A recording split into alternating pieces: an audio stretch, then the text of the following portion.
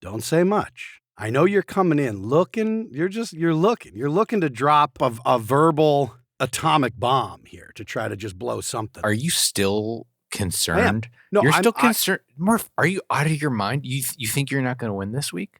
I am expecting you to don a Bane mask, press a button, and the field starts to crumble. You remember when Hines Ward was in that Batman movie with Bane where he's running, the whole stadium's like collapsing?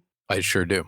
Yeah, well, that's what I feel. I'm still prepared for that because everything else I think I've avoided all of my nightmares. Let's just start right off. We're unprecedented in two-man again. We want to top unprecedented with even more unprecedented. We're live on two-man. Live on Monday Night Football. Yes, for our purposes, live. So this week is not over, but you've won this week. You're up 4-3. I can see the hesitation in your face. You don't want to declare that yet. We were going into this game. We were basically tied, and I had Derrick Henry, and you had Lamar Jackson, Mark Andrews, and the Baltimore defense. That's right. So you have the number one fantasy QB, his tight end, and their defense against Derrick Henry, and you were acting like you were down 15 points on our text thread. You were. First of all, I'm not that good of an actor. I was not acting like anything. I was feeling all the feelings that I know you would be as well. I would be because we're all traumatized. So when you're a big favorite, it's almost the worst feeling because you're like, oh, this is going to feel so bad if it unravels. You're beating me by 35 points right now, which would be a monster game just by itself. So if you had no players left and your score ended here, I would be a massive, massive underdog to catch you with Derrick Henry. It's completely not in the balance, Murph. You've won. Yes. Well, I will have to explain that to my wife and 3-year-old child as to why I woke up in the middle of the night last night, swept them out of bed into the street as if there was the big one was coming, as if this big earthquake was going to just run. It was like the beginning of like a Michael Bay trailer where I just swept them out. We were in our house coats, just out into the night. I was like, oh my, clutching my child closely.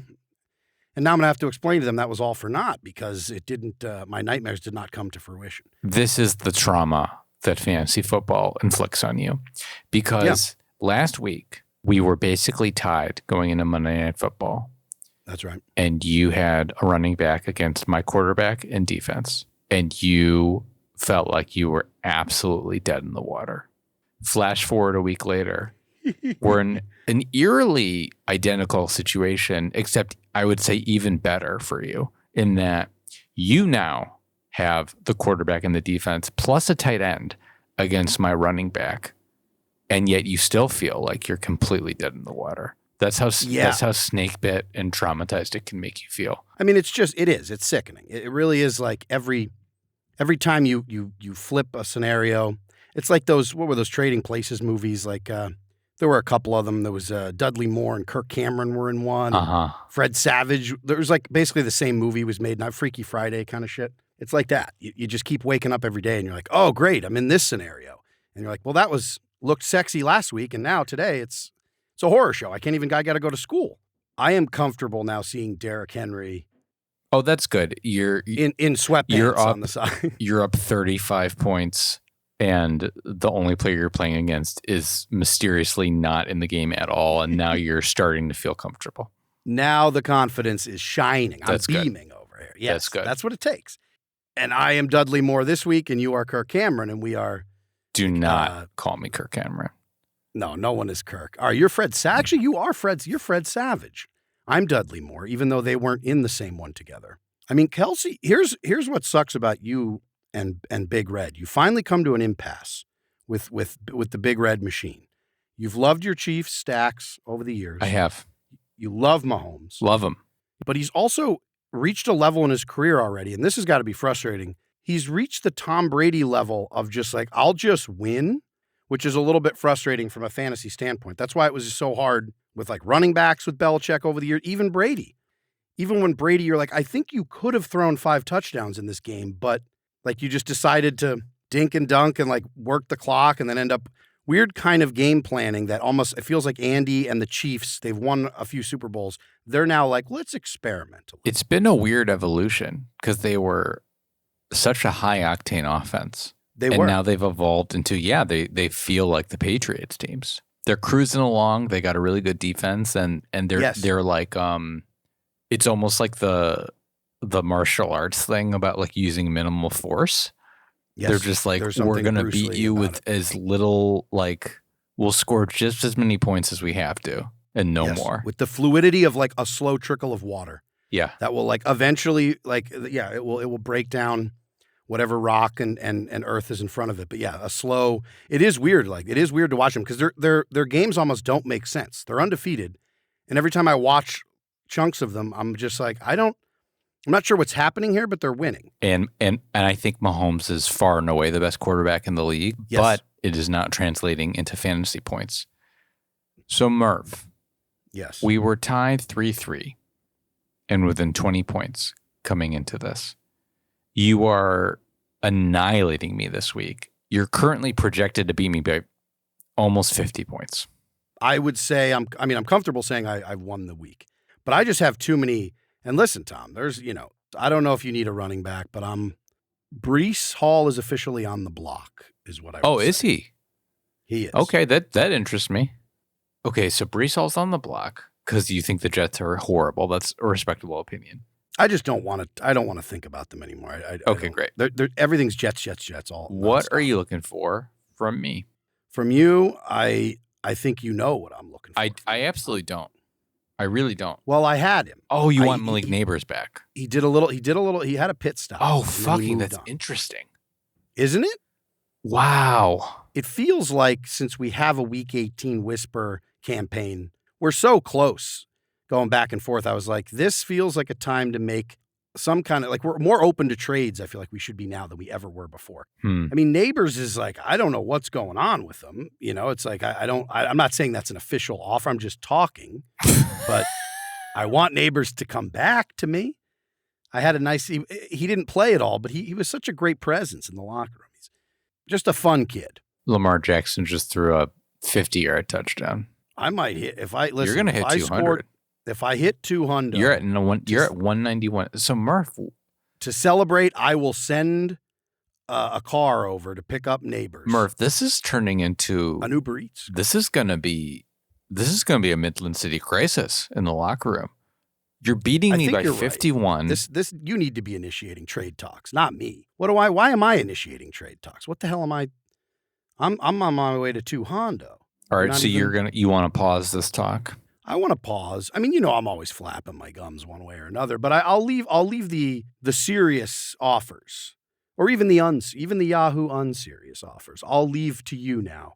I floated one thing that's kind of wild to let you stew. Breece Hall for Malik Neighbors. I'll stew on that. Stew on that, and also come back with something.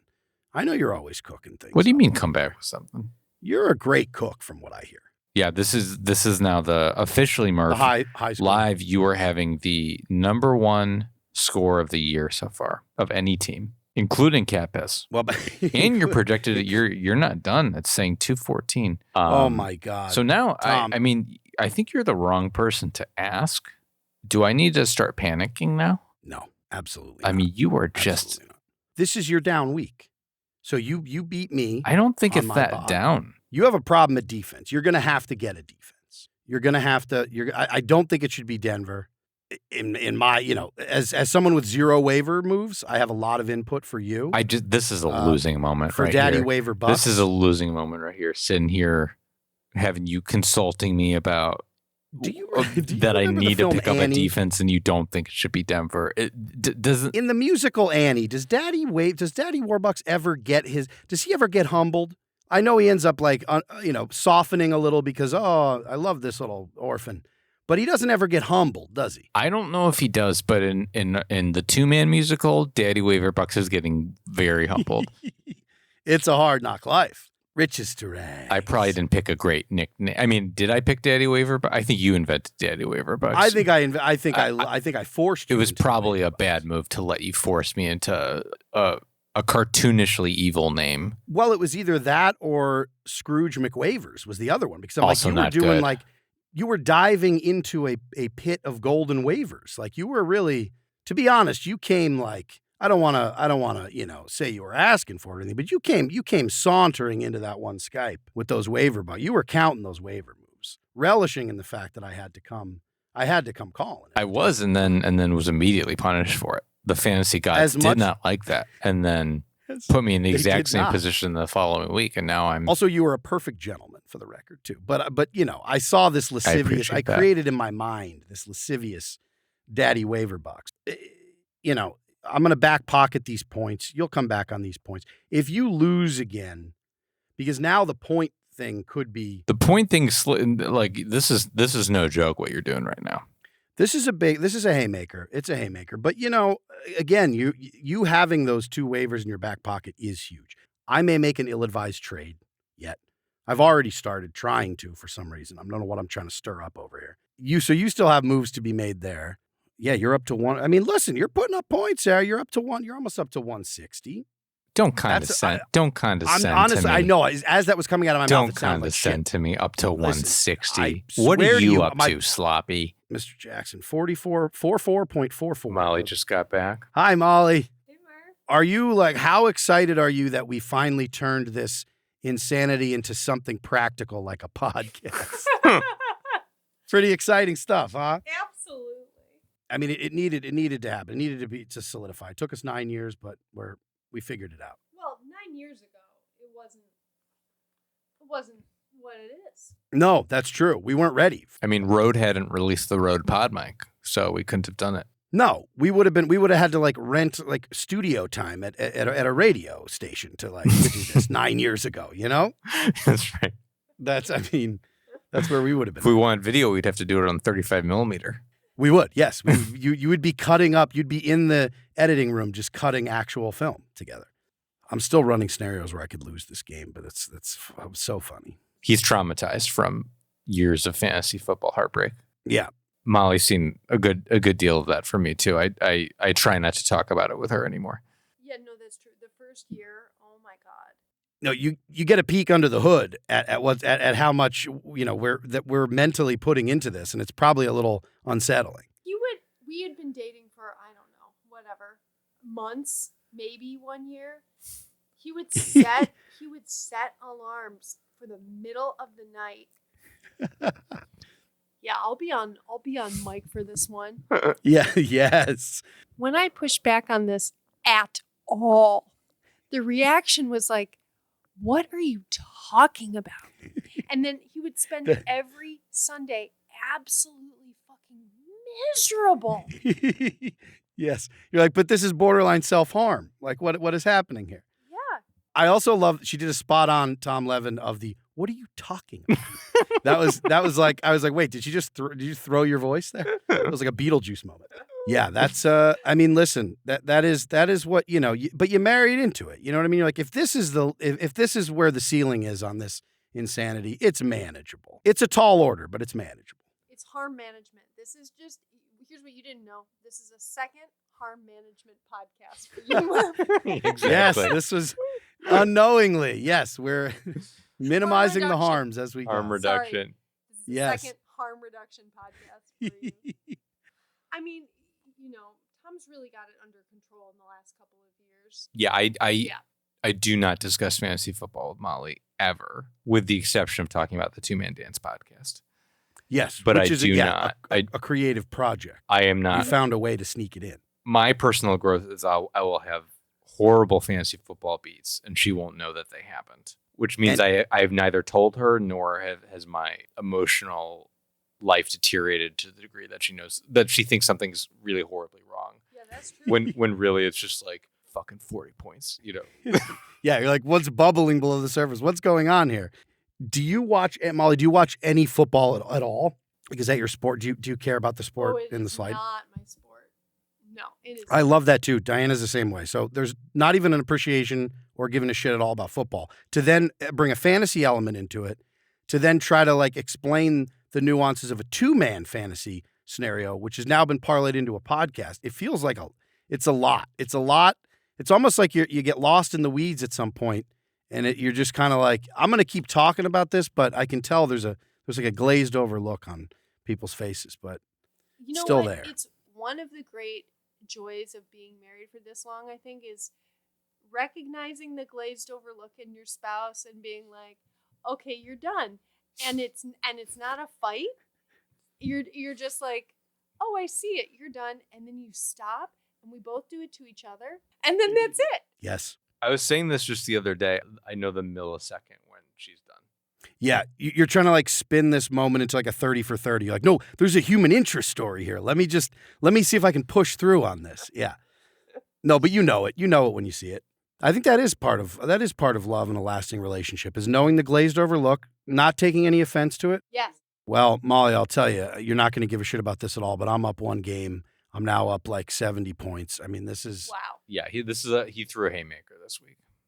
I'm in the needle seat now. I'm rarely in the seat where I can yuck it up. You can yuck all you want, and I encourage you to. I think you should. I want you to yuck as much as you feel in your heart. Yeah, when you yuck as much as yum. Yum. Yeah, exactly. Gotta yuck that yum. Yeah, this is. I mean, listen, it's gonna be the exact inverse next week. You won't score 207, I don't think, but no, but you will. You're gonna kick my ass next week. It's just true. How dare you put up 207 and then end it trying to immediately jinx me for the next week? How dare you? I'm talking like 207. Right? It's the 207 talking tonight, buddy. This isn't even. You're me. just I'm drunk possessed. with 207 power. I really am. I'm drunk on so much 207. It's like I don't even know if I'll get to bed tonight. It's the Four Loko of Two Man Dance. It says 207. I'm gonna start bottling 207. That's gonna be my sports drink. Big Sloppy presents. Yeah. That's what it'll say on the can. Presents, as if it's a live event. That's really where the money is. It kind of is. I mean, you do an energy drink. You have a Murph energy drink, and then a Tom coffee. Oh, yes. Mornings with Midland and evenings with Sloppy. You get Midland in the morning. You get Sloppy in the evening. I love that. No, this markets itself. Yeah. Kelsey Cold Brew. How's that? I mean, he'll be on board. They're trying to get those mugs on everything. The Kelsey boys. Okay, my eyes are glossing over. We did it. But always good to see you. Good to see you, Molly. Goodbye. Next week, listen, we're both gonna have a real good laugh when we get back on track for the week 18 whispers, because you will kick my ass next week. You were on the waivers. It was the inverse of it was the way I was the week before. All your buys come and you put up 166. I don't want to hear this. I'll see you at 200 next week. I reject this. I reject your jinxes. Dinty more.